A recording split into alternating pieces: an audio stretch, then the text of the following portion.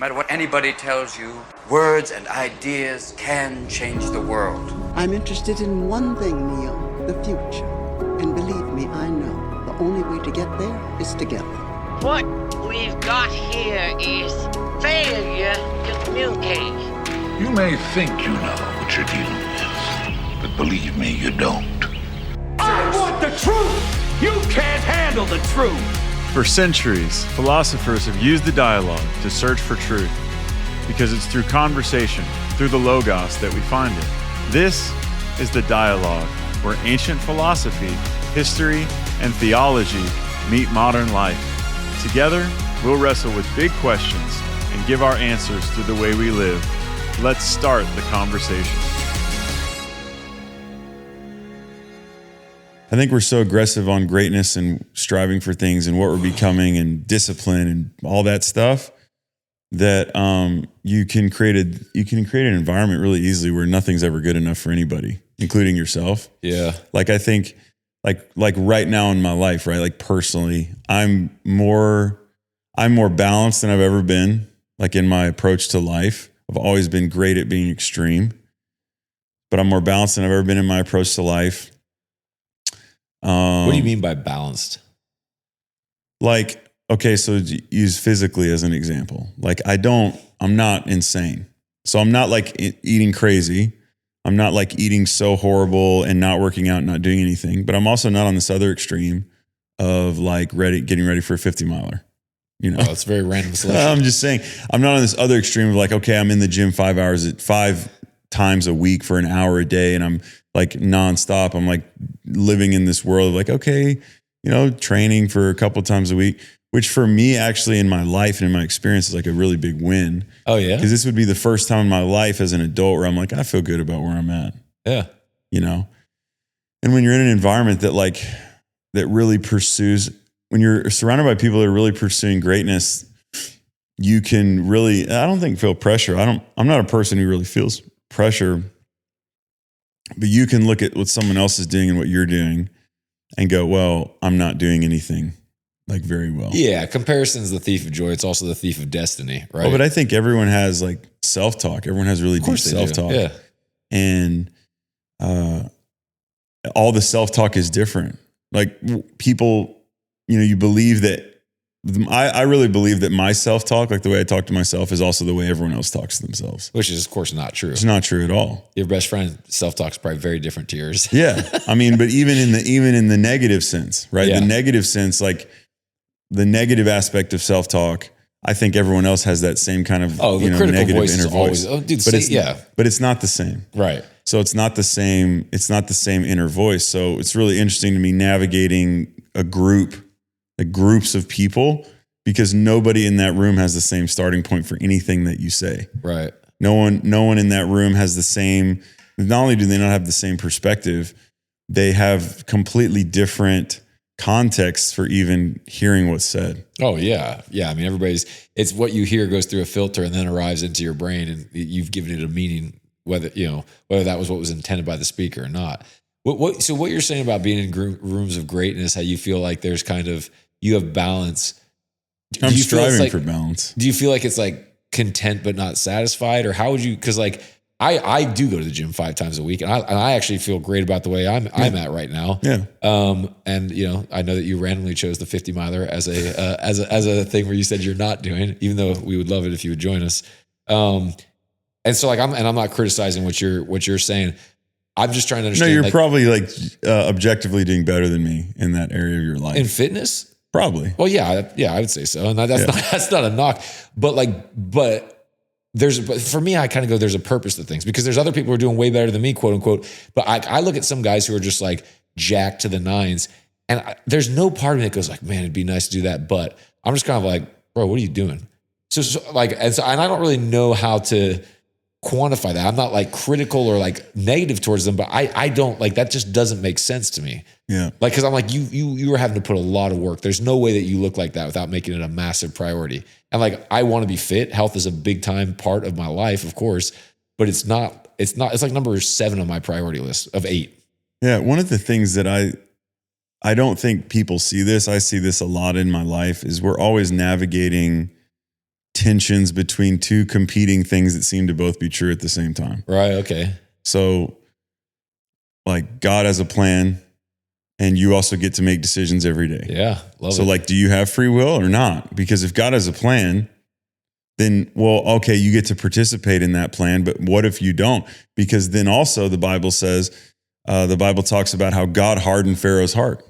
Yeah. And in the New Testament, Paul talks about how we shouldn't question God doing that in people. Right. Lump of clay can't say to the potter, why'd you make me like this? So you shouldn't look at, so God uses people the way he wants to use them, but then do I really have free will and like responsibility for my life? That's just one of them. I think there's like living life, you're always navigating these key tension points. And I think I've said this before, but Søren Kierkegaard said life's not a problem to be solved. It's a reality to be experienced. Yeah. To experience reality, you're navigating the tension between things all the time. Right. So you're navigating the tension between God having a plan and you having free will or not. You're navigating the tension between society's expectations for you and your, or not even society, people's expectations for you and your expectations for you. Yeah. And those sometimes not being the same thing. You're navigating the tension. So I've been wrestling with this and thinking about this a lot recently, is one of the beliefs that I have is your life is meaningful to the people in your life, right? So the way you know that you have a meaningful life is because of what your life means to the people that are in your life. The only problem with that thought process is you don't get to decide what you mean to people. I was going to say, it's just complete uncontrollable. Yeah, so you could say to your brother or your sister or your spouse, here's what my life means to you. And they're like, no, it doesn't mean that to me. Yeah. So how do you wrestle with the tension of meaning in that in your life when you have this intention, like I have this intention for my life to mean this, and then people in my life have decided that it doesn't mean that. What does my life actually mean? And is it really up to me or is it up to them? Or is it somehow, then that's not even factoring in. Is it somehow up to God in all of this stuff? How does this play out? So for me, that's not analysis paralysis. I don't sit there and analyze my life like that. But it is an interesting, I think so many people you asked me before we started recording this, what am I certain about? I don't really know what I'm certain about, to be honest. I'm not really certain about a whole lot of stuff. Right. I think that there's so many people. It's one of the things I respect about so many different people is that they're so certain about everything. Yeah. I'm not certain about anything. Yeah. I really don't have any right answers for anybody. I debated this, which is why you should listen to this podcast. I was talking this through with some of my friends recently. By the way, I still hope you come to that at some point. Yeah, I think come. you genuinely would enjoy it because it's not low level conversation. No, I need to. I'm not avoiding it. I know, bro. I know you well enough to know you're not avoiding it. Yeah. We were going around about this because I actually had a long conversation about certainty with Dr. Robbie. And obviously Dr. Robbie's a man we both love and respect. He's brilliant. He's worked with millions of people around the world in traumatic situations. He's like battle tested psychology. So he's not a dude who's like, I got this doctorate from school and I've never used it. I'm saying that for people who don't know who he is, who are listening to this. And we were talking about Yeah, I mean, it's funny that we even have to qualify that, right? People are so anti-academia and anti-learning now that if you're a doctor, we're not going to listen to you, though you've given your life to learn this stuff. Yeah, you say that, but think about what COVID was. Yeah. The science told us all sorts of stuff. And so what they did was they absolutely took, like, the two things that died in COVID were the credibility of science and the credibility of journalism. Yeah, but that shows you to me, with all due respect, it shows the foolishness of people. That I would rather not listen to an expert. I would rather do my own research, which consists of looking at the internet. Bro, ChatGPT is literally like, I asked ChatGPT who I am and now I know. In a world where you can't trust experts, you can't trust anybody then. If I can't trust, people like a doctor, right? I want to get back to what you're saying. A doctor gives their life. Like, this is the conversation I've had so much since COVID with people. Right. I've never met, someone can say, well, doctors are on the take and follow the money. I'm not a biologist. I'm not a doctor. There's all kinds of stuff people should go listen to that are in the world of conspiracy. That's not what this podcast is. But here's my thing. I am in a profession, okay, where people assign motive to me all the time. So I'm a pastor. I help lead a church. Yeah. And it's a mega church. Yeah. So what do people, that guy, is doing it for the money. Oh yeah. That guy's doing it because he wants to take advantage of people. I know how it feels to be on the other side of someone telling me what my motive was for doing what I'm doing. And there are for me personally, there's way better ways to make money than leading a church. Yeah. Okay. People are going to believe that. People aren't going to believe that. Whatever. That's back to like intention. And you're giving people a lot of credit for how far through they've thought some of these accusations. No, they haven't. That's what I'm saying. They haven't thought any of this through. So then they look at a doctor who prescribes medicine, and every doctor that I know, including veterinarians, okay, they get into this stuff because they want to help people. Correct. And then somehow we now go, oh no, all these people have a bad agenda. Then people go, oh no, it's not them that have the bad agenda. Yeah. It's the pharmaceutical companies and it's the insurance companies. Yeah. And so we just build these layers of evil agenda that are just being perpetuated on society. Okay, I get that. It's such a nihilistic approach to life though. Yeah. Because you end up going, well, who do we trust? Nobody. Let me we're going. I want to go back to Dr. Robbie. And we will, but I want to share this because that I think really this is so really does stick like in my craw with people. Yeah, I can tell. But dude, you not want to know what selfish people see everywhere? Selfishness, right? And so what's really easy to believe is not like, I mean, I always say to people, I'm like, you can't get 12 people to agree on pizza toppings. No. How do you think they got this conspiracy? You can't get 12 dentists to agree on Trident gum. But yeah, exactly. Man, everybody knows it's the spearmint. 11 out of 12. Yeah, 11 out of 12. Hey, not bad. But what's very easy to believe, like people see other people through the lens that they see themselves. So they go like, well, I'm selfish, so I'm sure these people are. And I do think that one of the most valuable things that came from getting my college degree, I'm not a proponent of higher education, and that's a whole other conversation. Even though I have a degree, I'm a proponent of it in certain cases, but not like the way that our parents grew up where it was like jobs for life, get your degree, and then that puts you on the path. That's been dead for a long time. Yeah. But what I will say that the best thing I learned in college was how to check your sources, because you had to do APA certified papers. You remember doing those? Yeah. And so like, you can't just go to Wikipedia and be like, oh yeah, like. Yeah, you weren't allowed to use Wikipedia. Right. Well, yeah, exactly right. Because you had to check, like it had to be a critical source. Okay.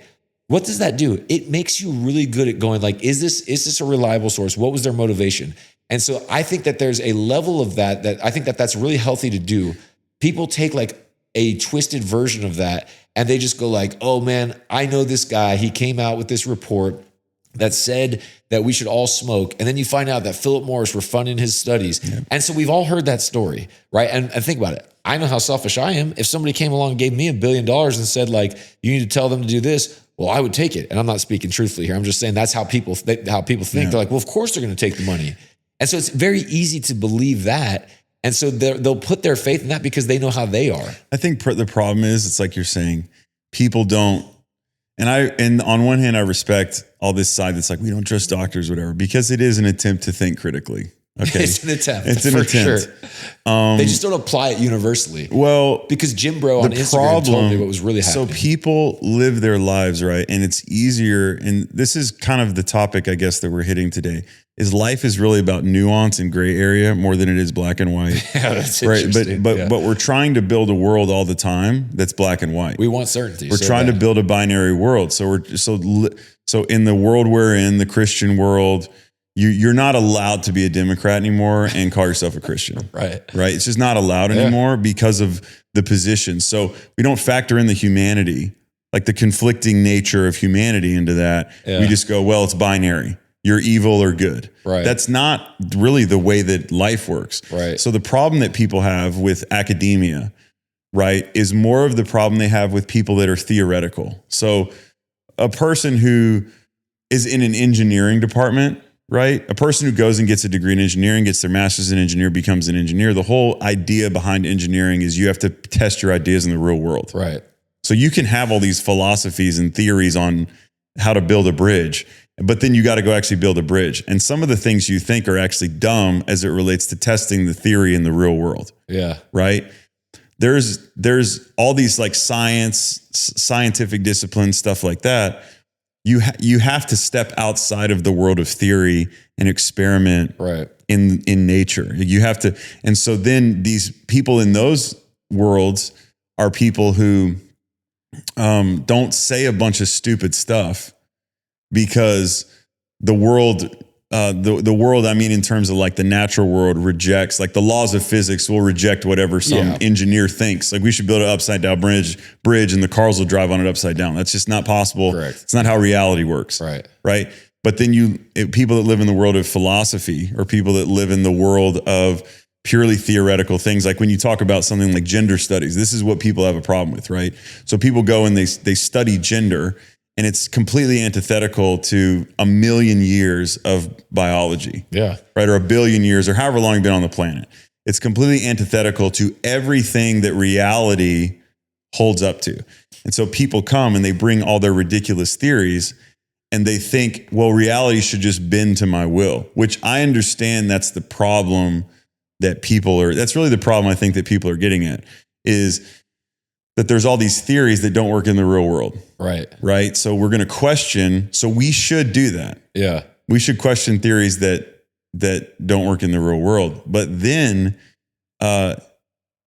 we get to this place where we want to oversimplify and we start questioning everything, even things that are reality. Right. So we start questioning the moon landing. So why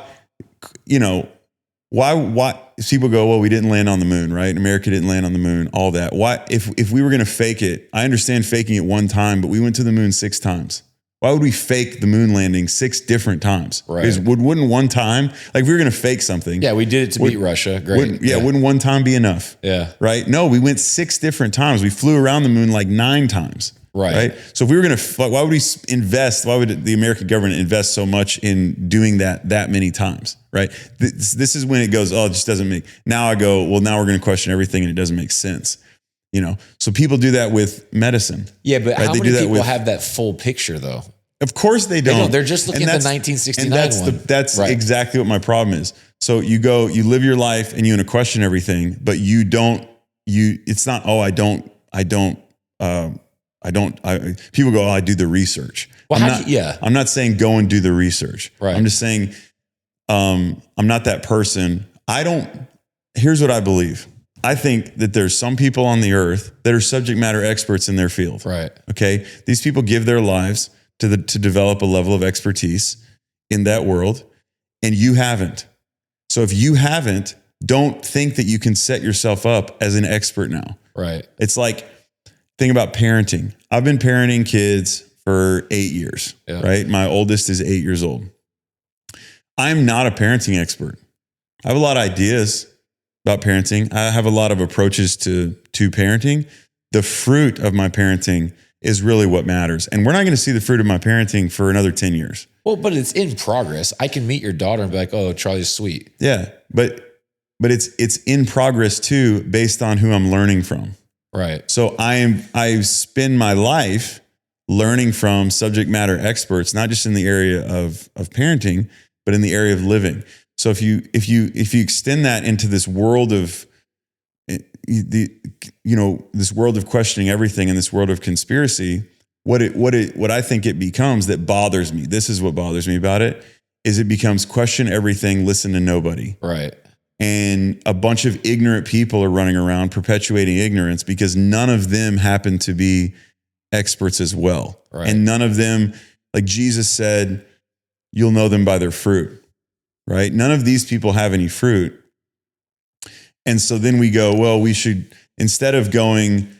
find people that have fruit and listen to what they say. We just go, we're not going to listen to anybody, which I think is maybe too much of a blanket statement for some people, because there's always going to be the what about people who, what about this? And what about, like you're talking about COVID. Yeah. I think that navigating stuff like that, it's dilemmas. It's like life is filled with ethical dilemmas and it's filled with a lot of uncertainty. Yeah. And I think we should for me, I try to think and I try to think critically, but also there does come a time where you got to trust something. Yeah. You got to trust God. You got to trust your doctor. You got to trust an expert, whatever. I mean, Steve Jobs, who I've always loved Steve Jobs. And when I was in middle school, people doing presentations on Michael Jordan and stuff. I did presentations on Steve Jobs and Apple. Yeah. So I've always had this fascination with Steve Jobs. And he was diagnosed with a relatively curable form of pancreatic cancer. didn't listen to anything the doctor said, ate a fruit-only diet, and died because of that. No way. Yeah, I mean, that's How like have I really, not it's heard like, this before? it's like a short version of how he died was he didn't want to listen to what any of the doctors were going to say. Think different, bro. Around him. Yeah, Yeah. yeah, definitely think different. That didn't work out that time. Yeah. So so we can go back to the Dr. Robbie thing. I know this is like maybe a little bit of a detour. Oh, but we it's took a just- massive detour. Yeah. It's just generally for me, you have to listen to somebody, man. Like you can't, life is, you think even of our like physical bodies, our physical bodies have similarities, but they're all uniquely different in their chemistry and how they're made up. Yeah. So even with medicine or whatever, what works for one person maybe won't even work for another person. Like that's why they have such a tough time treating cancer, right? Because cancer is a highly individualized disease. It's your own unique body chemistry fighting against itself. And so they can't just go here, take a pill, and that'll end cancer. They have to really dial in everything that's unique to your DNA. And I think you have to figure that out in life. And life does not present us with easy answers. So I heard something that's interesting you talking about. There's a lot to what you just said, but like the thing that stuck out, someone quoted Patrick Bet-David to me recently and said, your life is a reflection of the voices you choose to listen to, which is a really interesting thought process because people have voices in their head all the time, right? They have voices that are accusatory voices from when they were younger. They have, Instagram influencers or the news or whatever. And like, it really is like, I think about it like this. You talked about how we saw people's theories come into clash with reality. In the last few years, we've seen a man legally beat a woman up in a boxing ring at the Olympics. Like, think about how wild that is. Yeah. That it made it to the Olympics. That like the ideal of, hey, transgenderism and all that sort of stuff, like got so far as where it's like, all right, well, from a place of political correctness, they didn't want to do the obvious check to find out, I can't even remember the athlete's name, but you know what I'm talking about. And it's just, I sit there and I go, man, I can't believe we got that far. Well, dude, you can have theories about anything. Yeah, but dude, right? I mean, yeah, but that's so extreme. Yeah, but to me, that's not a world I want to live in. And what I'm saying by that is I don't want to be a person who has all these theories. Yeah. And I live my life according to them. And then I just get freaking mollywalloped by life, which is what people experience. So you throw out all this stuff. You throw out all so you become an anti-science person. Yeah. Right. You become a person who's anti-good thinking, ultimately. So you go, okay, so America, for instance. Right? America, for instance, to me is built on compromise. Well, no matter what people say, what people believe, America was not built on one man's idea and one person's thought. It was, if you read about the Continental Congress, right? These people had crazy disagreements in the room, and they were able to formulate the great experiment of America because they were willing to wrestle with what they disagreed with, and it wasn't monolithic thought. Right. Right. Well, they actually set it up based on people they just assumed people would disagree for all time and said, great, we're going to make it so it works. And so now we're trying to create a world where if you disagree with me, you're evil. Right. And you're a bad guy. Yeah. And if I disagree with that, I'm morally superior. So, whatever, there's science behind COVID and all that stuff. But it's now become so hyper something else. It's not even about, the conversation is not even about science. It's about being a sheep and being submitted to the government and how, people shouldn't do that. And it's become all these other things that's not even the intention right behind all of this stuff. And I think what's interesting, I don't just want to talk about COVID, but I think what's interesting, so people, this is the unique situation that I'm describing that hopefully makes sense because it makes sense in my mind, is Dr. Fauci was Trump's guy. Right. Okay. So Trump pushed the vaccine. He did. Yeah. And then people go, oh, no, he didn't really understand what it was about. Yeah. So we live in the dissonance of that to me. Republicans are against the vaccine. How much trust people place in a person like Donald Trump, good, bad, indifferent, whatever. What happened during COVID started with that administration, right? The fast tracking of the vaccine, all the stuff We can't go, well, I'm sure there's someone who's like, no, you can blame Joe Biden for that, and here's how. Right. So we want to live in this world that doesn't actually exist of the good guys. They always make the right call. Yeah, but Josh, because you know what happens whenever there's good guys that I know are out there doing the right thing all the time? I feel so good, bro. And that's really what I want. Most people, think about people's reaction to pain. Most people don't want to learn a lesson from pain. They don't want to face pain. They just want pain to go away. What is more painful for most people than uncertainty? Oh man. Yeah. Now you're talking about people's like deep fear. So it's great to construct a narrative. Like our brains are built to construct narratives. It's kind of wild when you get into like how your brain works. It is built to construct a narrative that's talking to you all the time. Like our internal representation of what's going on outside is really the world in our heads, and we all have one.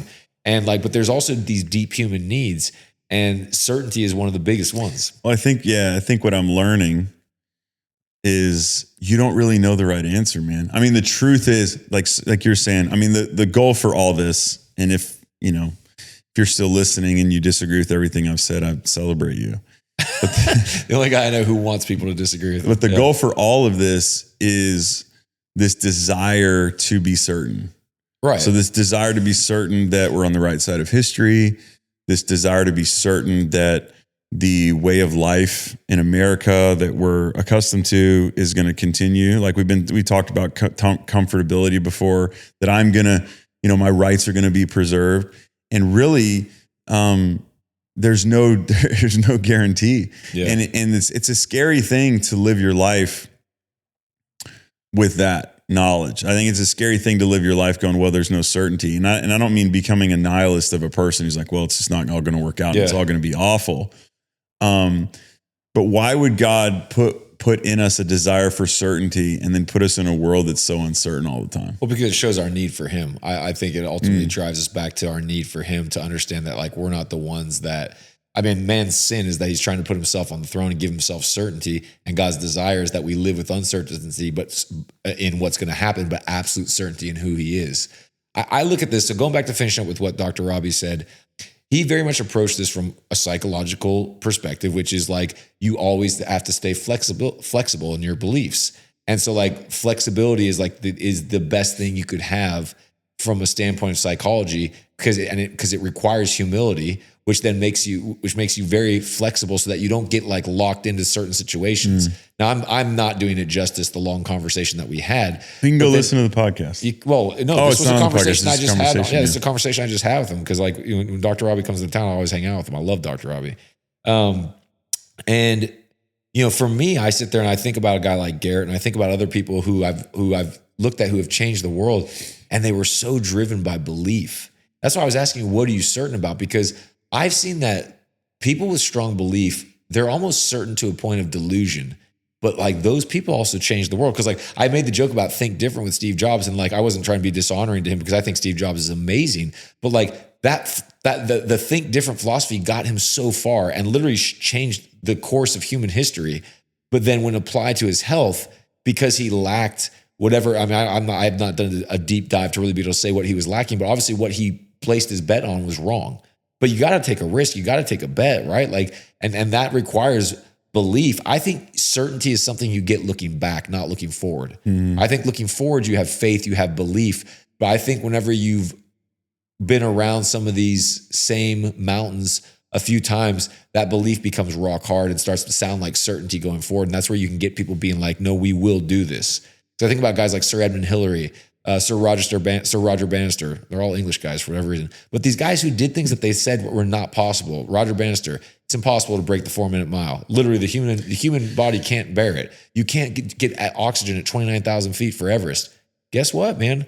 These guys did it. Yeah. And I'm so taken with that thought process. That's why I asked you, what are you certain about? Because it's like, I as much as I love Dr. Robbie and I respect him, and I probably misunderstood him because I don't ever I hold him in such high regard that I'm not doing him justice.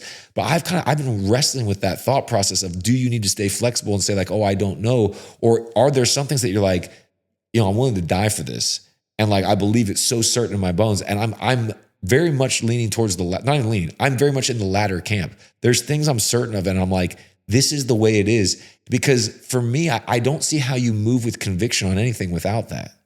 You know, like, Yeah. and I want to be a person of conviction. Like I want to be, I look at how Jesus lived his life and the things he knew through the Spirit, through wisdom. And I'm like, that's the template that we're following. I mean, I think it's Isaiah 11. It talks about the Spirit of wisdom and knowledge and understanding will be on him. And like, I'm misquoting it, but it talks about all these things that are like hallmarks of the Holy Spirit that Jesus would demonstrate for us perfectly. And I'm like, man, like that's what we're called to be. And it stirs me. I want that. I want to be. I mean, what I'm certain about the search of stuff. Right. I'm certain about the pursuit. I'm not certain about anything else. Right. One of the things I believe is that the truth always stands up to questioning. Right. So the truth can handle questions. Yeah, I agree. And I'm in a bad environment whenever I'm asking questions, and the answer is don't ask questions. Just do it. Just do it. We just do what you're being told to do. This is just how it works. Anyone who's like that, I do not trust them. And I don't think that they're being truthful. You were not made for the military. No, not at all. I mean, I'm not really made for like leadership environments. Dude, you gotta stop saying stuff like that, man. No, but I mean, I'm a person who's like, prove to me why this is the direction we should go. And not prove to me, but how is this truthful? How do we know that not how do we know the direction that we're going to go is the right one? How do we know that what's true north on the compass is like actually supposed to be true north? But do you not like? I know you believe in principles, though, man. This is where absolutely. I'm struggling to like. No, see that's how you the thing balance about this. principles is principles are things that are always right, always good, and always true. Right. And you can question principles all day, but they just work. So a principle or person who believes principles, they can always endure any questioning that they experience, because there's a deeper level of what those things are that they can always answer the question. And I think most people, they want to have certainty, but not certainty in that way. So life to me is like a pursuit of principles and a pursuit of truth. I don't know if you ever, really get there. I have these core values, and we've talked about core values. I don't know if I have the perfect definition of what, say, generosity is, right, or what excellence is. I'm always adjusting, and I'm always thinking about, okay, is this the most truthful definition of this for me? And am I really living out the ideal expression of whatever this principle is? Because I think it's one thing to be like, have a conviction. It's based in a principle in terms of what guides you. It's another thing to perfectly act in accordance with that. Yeah. So people have, I want to have certain convictions, but what I also have to know and really admit to myself is the uncertainty of my actions every day. Right. Because there's just going to be days where I don't actually value that through my actions. Right. And that's true for everybody. It's true for every human being. I think what you described as your Kierkegaard quote that you love so much is that it's not a problem to be solved, but an experience to be had. A reality. Yeah, reality to be experienced. I think, so this is how I see this, and we've gone once again, nowhere where we thought. We had to, maybe we'll cover the question we actually asked each other that we haven't even said on the next podcast. But like, I honestly just like, dude, it's Friday. Everybody's bracing for like the storm of all storms. Yeah. We're drinking coffee. I'm drinking coffee with the guy I love, having a conversation. Like, I love this, man. It's the point of the podcast. It is the point of the podcast. But like, so here's the thing, man. Because for me, principles, like, where do we see principles? That's the most obvious place that people can relate. In flight. I've never sat on a plane going like, oh, I wonder if it'll work this time. Lift, thrust, drag, and weight. They figured it out, right? Like you can, they named them that. If that wasn't their name, they would still be true, right? Those principles were still there. You get those combination of things right, you can make something that's like the weight of your house fly. My mind boggles every time I see like a C-130 or a C-5 or one of these big cargo planes fly, because it looks like they're going in slow motion. And I'm like, I could run faster than that plane's flying, but it's floating in the air. That shouldn't happen. So it blows my mind, but it also gives me confidence that the same way that they made something that was impossible happen, what else am I discovering? So if I'm going through something and I'm like, man, this isn't working, or I don't have certainty like what you're saying, to me, that's a repetition in discovery. And that's what makes this stuff fun. Like you talk about excellence. I love that you said that. Dude, I just today, right before I came over here, I was reviewing something for a client. Now I have a production company. It's one of the companies I own. I was looking at this really expensive director that's pitching to do a project for this client that I have. It blew me away. The level of excellence in their presentation it honestly I looked at my own work and I was like, this is garbage. And you know what? No, but you know what? It excites me because I've seen now. Well, because the thing is, you had a definition exactly, and then someone else changed it, and you're like, okay, I have to level up. And I want to, and I'm not detracted by that. The thing that is always the thing for me is like, I want to know what to do. I have no problem with doing what needs to be done. I'll pay my price, but it's like knowing what to do has always been the thing that like drives me. I think it's part of what makes me good at helping other people is I've put a lot of thought into figuring out how I've got what I've got. So when someone goes like, why is your marriage this way? Or how did you do this? I'm like, oh, I'll tell you exactly how. And from that to uncover principles, it's become more, it's amazing. Like it's a magical place whenever somebody can be like, hey, I've got this business. And I'm like, well, great. I know the principles of marketing and I can explain it to them in a way that no matter what their business is or what they're doing, they go, okay. Yeah. That to me, but you know how long it's taken me to get there, dude? A long time. Well, but the thing is, I don't think we're ever going to be there. I don't think, because, if you go back, and this is where I want to have like a level of mercy and grace towards people that I think culturally just doesn't exist, right? Yeah. Every pastor that I know, just like maybe every doctor that I know, or every doctor that I know personally, but maybe every doctor, the decisions that they made during COVID, they were trying their best to make the right decision. And then only in hindsight do we go, oh, all that was a horrible idea. And then all these people develop this mentality of like, I told you so. I told you that was a bad idea. When really everyone just, for the most part, except for the most rebellious, cantankerous people, they're out there, went along with it. Yeah. And that's true in life. Like there'll be stuff, I think about this, like there will be stuff that I do that I'm so deeply convicted about that causes massive problems for my kids, that causes massive problems for my family, that messes up my relationships because I really don't understand things as well as I think I do. Right. Yeah. And when you commit to life as a pursuit of something or a reality to experience, you're experimenting all the time. Right. And you're living in this space where, okay, my experiments might line up with reality. They might not, because everything is a little bit experimental for me. And I think a lot of people, one of the things that frustrates me in culture right now is a lot of people don't live that way. Right. A lot of people aren't willing to have this approach to life that says, you know what, I actually don't really have the right answer, but this is the best answer that I have. Mm-hmm. I think the people that you're talking about that are so certain, on a level, they're completely delusional. You're absolutely a delusional person because you don't have the right answer. You're just head down, butt up, locked in on what your answer is, and you're gonna ride or die with it. Like right. for every Sir Edmund Hillary, there's 100 people that we don't know their names that were just total idiots, right? And did the dumbest things, and they were like, "No, we're gonna prove that the impossible is possible." Right. Sometimes. Not all the time. I know I'm like violating the principles of the impossible life a little bit right now. Dude, sometimes things actually are impossible and they remain impossible, right? So it's okay. I mean, I'm talking about in the universe. I don't mean like you can't breathe in space. We're not going to evolve as human beings. Well, you have to violate principles. Yeah, you'd have to violate principles. So there's a lot of people who go, well, we're going to make the impossible happen, and their whole life is a violation of reality. Right. And then of course they can't make the impossible happen because they're bumping up against universal law. Right. Right. So I know that's not really the point of like the impossible. I know, man. It's okay. But what I'm saying is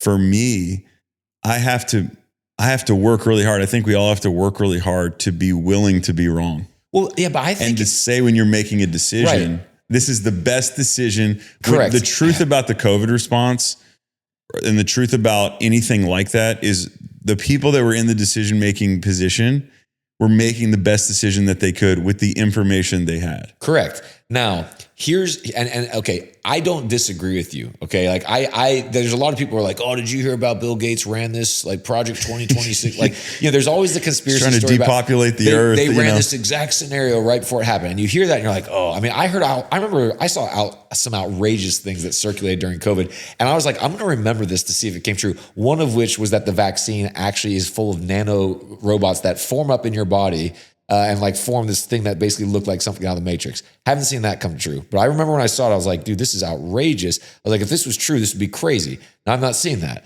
But here's what I going back to what we said, and really the point of this podcast is if you can become a better thinker about what you think about, because here I'm gonna go a little bit. You're probably not gonna expect this. I'm gonna pull you on you. Okay, so. What's so interesting about people being like, oh, they should have, they were complete, they should have known, they got this wrong. What's the underlying assumption there? That the government should know what's best for us. Okay? No. Now, where does that come from? Well, I'm glad you asked. You didn't ask, but so I once read. So Seth Godin is like have you heard of Seth Godin? Marketing, yeah, he's like genius, guru. But I love the way he thinks. I think he is like a marketing genius. But he's also really like a philosopher. Yeah. Exactly. He brings a lot of intelligence to what he does. And I really like it. And he wrote this thing because he's very anti-education. So he wrote this whole history of education, which I went and read because I'm that kind of person. Yes, and he did like a TED Talk on it too. Yeah. And he talks about how in the early 1900s, whenever they were like, they're in the industrialization eras, whenever schools we know it came about. And what were industrialists using for labor? Children, right? Nice and cheap. They got small hands, all sorts of stuff, whatever. And so then they're like, hey, we really need to get everybody in school. And these factory workers are like, or these factory owners are like, you're going to take our workforce and cripple us.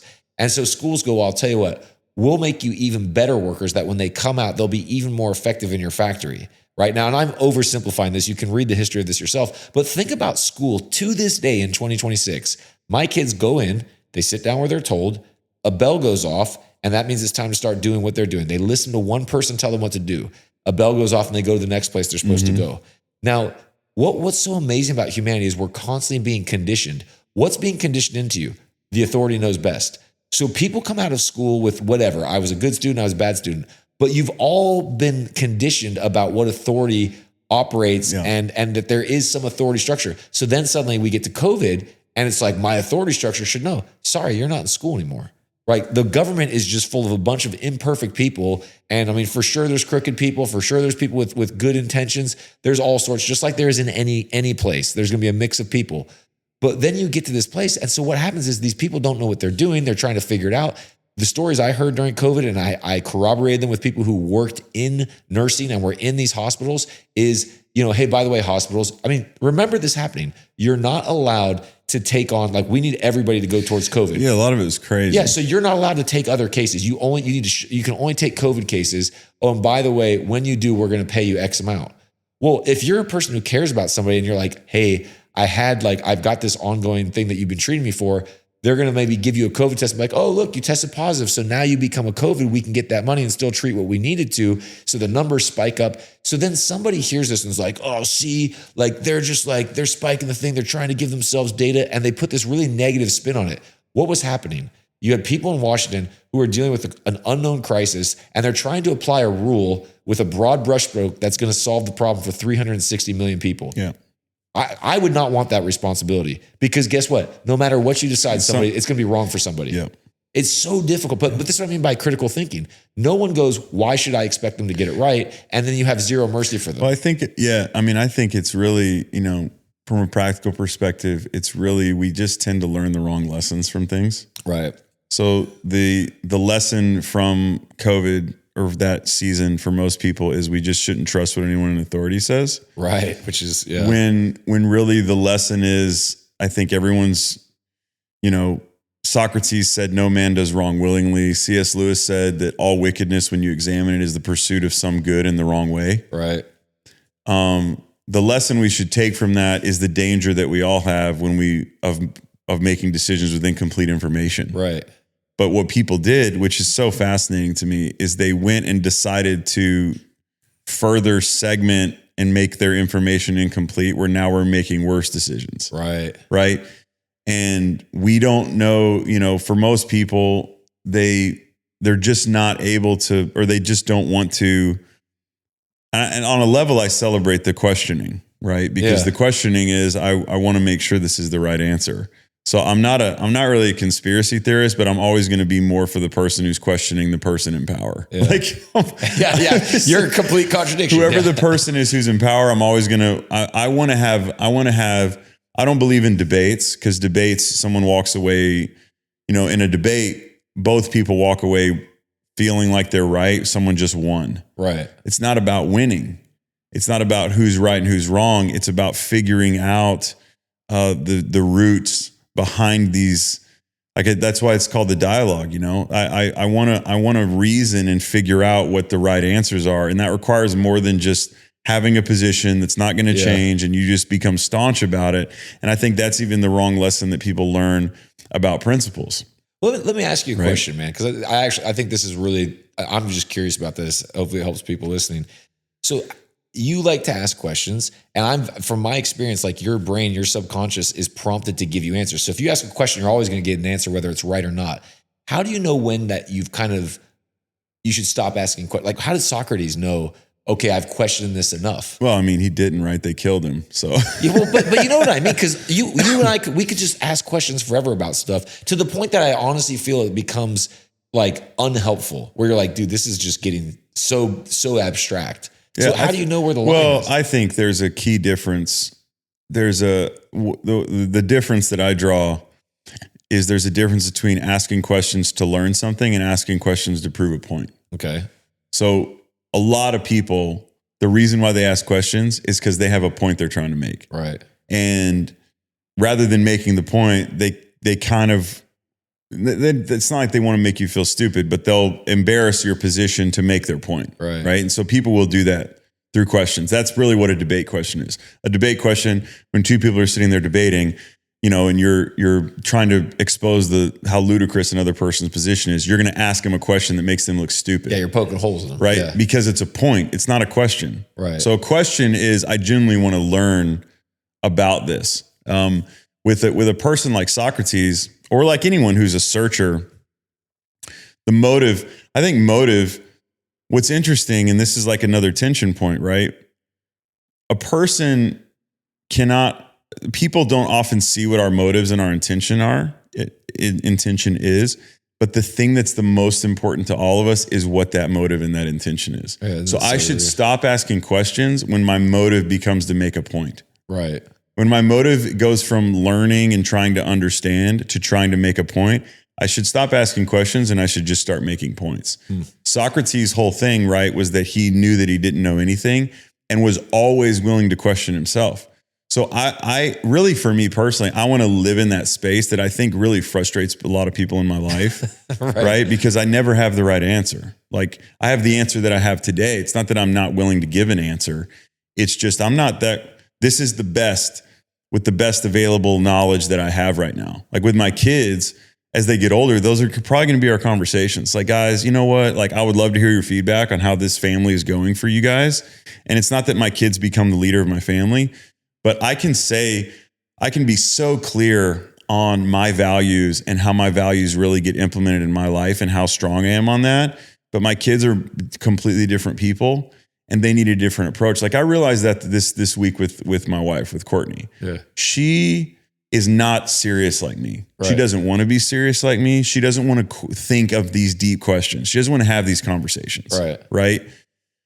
And I'm constantly, throughout our marriage and even our dating relationship, I'm constantly trying to pull her into this level of depth that actually isn't great for her. Right. I call her, she's a silly goose. She's just a silly goose. She wants to have fun. Yeah. And I want her to have fun. Right. So what I need to do is do what works for Courtney, not what works for me in the context of me and Courtney's relationship. Right. Because me pulling her into this level of depth and questioning everything and a little bit of cynicism about the world and, you know, all this stuff that are conversations that I'm fine with having. Mm-hmm. She doesn't like that. Yeah. It's not even that she doesn't like that. It doesn't work for her. Right. It doesn't lead her to like a happy life and a thriving existence. Like for me, answering these big questions of life, it's why I'm put on the earth. Right. It's why I'm here. I'm excited to do that. For her, it's like, you're wearing me out. Right. This is making me so tired. Your date nights are fun, man. Yeah. You know? I mean, excuse me. She's not a podcast listener. No. You know, she doesn't even listen to your podcast. No, that's what I'm saying. She's not one of our listeners. But, you know, the good news is she's told me this. She doesn't listen to any podcasts. Wait, praise the Lord. She treats you equal. So is that wrong? I don't know if it's wrong. I think it's just the way that she is. So I have to figure out in that relationship what the right mix of something is. And I have to do two things. I have to be a good critical thinker. And I have to have intellectual humility that the solution that works for me isn't the same solution that works for everybody, but principles work for everybody. So the question that I have to answer and the thing I have to figure out is, how do I help all these different people in my life? Like, if you have kids and you're listening to this, every kid has a completely different makeup, and your family's rules and principles and values are unevenly applied in their life because they don't apply things the same. They don't learn the same way as you. They don't apply things the same way as you. And so really becoming a great leader is figuring out how to help people apply principles in a way that uniquely fits really who they are, right? And those are the kind of lessons we should learn from like blanket answers. Right. So because the government, right, during the COVID response was absolutely certain about what the answer, at least they were coming across that 6 way. feet apart, bro. 2 Unwilling, weeks to flatten the curve. Yeah. We got Unwilling to listen to questions, unwilling to be questioned, unwilling to really, and that's the frustrating thing I think for all of us, is unwilling to allow people freedom to explore whether blah, blah, blah, blah, blah. And this isn't just like a COVID 5 years or 6 years on review.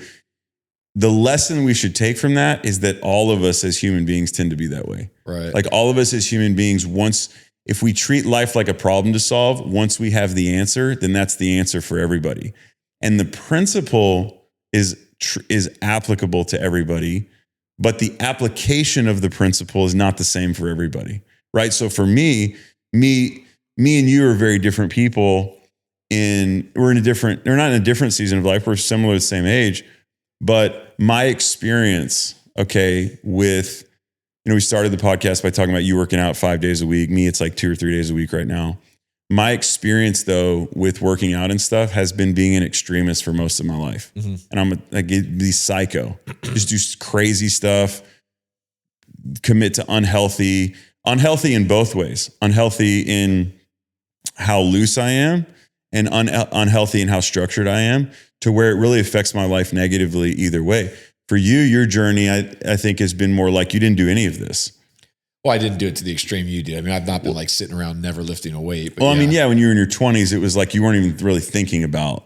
Yeah, I was playing soccer over in England, and so I was fit. Like, and you're fit, and you worked out and stuff, but it wasn't like right. So not the environment you were in. You were in like a bodybuilding, like, hey, we're here for Pete, like we're going to show how big our biceps are. Yeah, or like this nonstop. I mean, growing up for me, I just put a lot of pressure on myself to be in shape, and so what that meant was I would just do crazy diets and stuff. You're a crash diet guy. Yeah, not even like crazy diets. I would be like taking fat burners and do all kinds of stuff that like it's just trying to shortcut. Yeah. But I was just to me, balance was just going between extremes. So I was extremely lazy, extremely not committed to greatness and excellence. Then I became so extremely committed to it that I was just going to do the most insane stuff to try to bring balance to the laziness, when really, like, so that's on and on I could go. But for me, that's been my experience. So now I celebrate the balance that I'm in my own personal definition of balance. Right. So the reason why I say all of that is because what we have to, I think fundamentally, we have to spend our time looking at ourselves more than we look at what other people do. But even when we look at ourselves, we have to admit the uniqueness of like our journey and our story, and always be willing to admit along with that it's really hard to apply principles to your life. I think it's easy to understand principles, but day in and day out, it's hard to apply them to your life. It's even hard to help other people apply them. Right. Thank you for listening to the Dialogue. Make sure to like, share, and subscribe. And also, if you think someone else would enjoy this, please send it to them. If you want to get in touch or learn more about me, what I think, speak, and write, you can go to joshuacraft.com, or you can also follow Nick and I on Instagram. Our handles are in the show notes. We'll see you next time.